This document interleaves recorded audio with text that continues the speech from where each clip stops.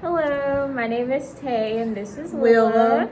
Willa. Our project is over foreshortening and elongation, and we kind of just want to discuss that with y'all.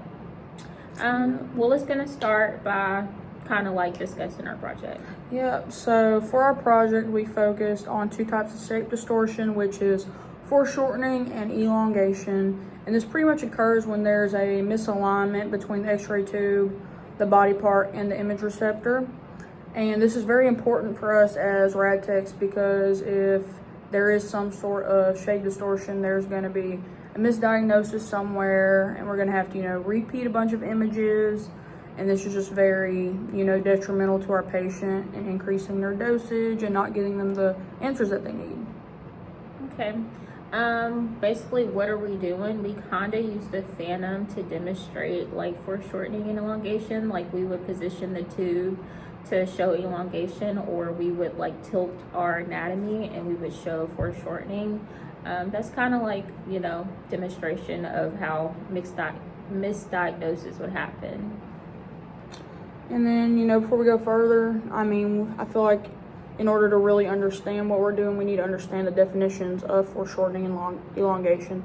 So, foreshortening is when your actual anatomy looks shorter than what it actually is. It's in the name. And so, whenever you angle your actual anatomy in relation to the IR, it appears shorter than the actual anatomy that you have. And so, it just makes your image and your anatomy look shorter. And so that's what foreshortening is. And then elongation, that's whenever your anatomy looks longer than it is. And in order for that to be demonstrated, you would angle your beam compared to your anatomy. So whenever you angle that beam and it's not right in the central ray, it's gonna look a little bit elongated.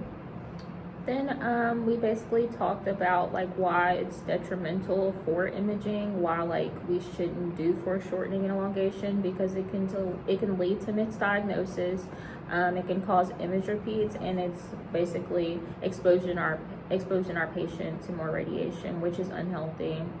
We always try to moderate the radiation for every patient. Right. Yeah. And then, like Tay said earlier, we did do phantoms to really explain what we did. And so we used a phantom knee and a phantom elbow. And with the phantom knee, we showed elongation by angling our tube 15 degrees cephalic, I believe. And we utilized for all of these images a 40-inch SID. So the SID stayed the exact same. It's just the actual anatomy, the angle of the anatomy, and the angle of the tube changed between these images. And so whenever we threw that 15-degree angle on the AP knee, it did appear elongated. The intercondylar fossa stretched out more just due to that, angle of the beam and that divergence, causing penumbra and elongation. And then as far as foreshortening goes, we use the elbow to demonstrate foreshortening.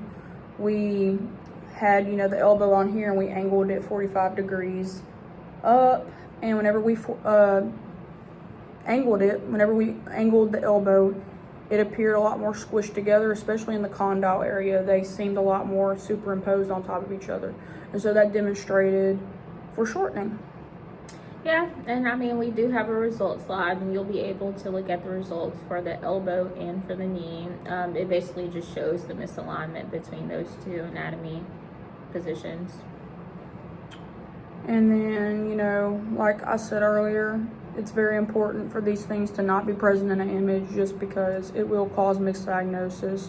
And so in order to fix these things, we really need to reduce our OID, make sure our patient's anatomy is as close to that IR as possible. We don't want there to be any sort of bend or anything like that because we don't want any foreshortening going on. And then we just want our central ray to be right where it's supposed to be. And then we just want, the right tube angles for the right procedures. And we just need to always double check our patient before exposing. Yeah, and that just about concludes our project. Thank you for listening.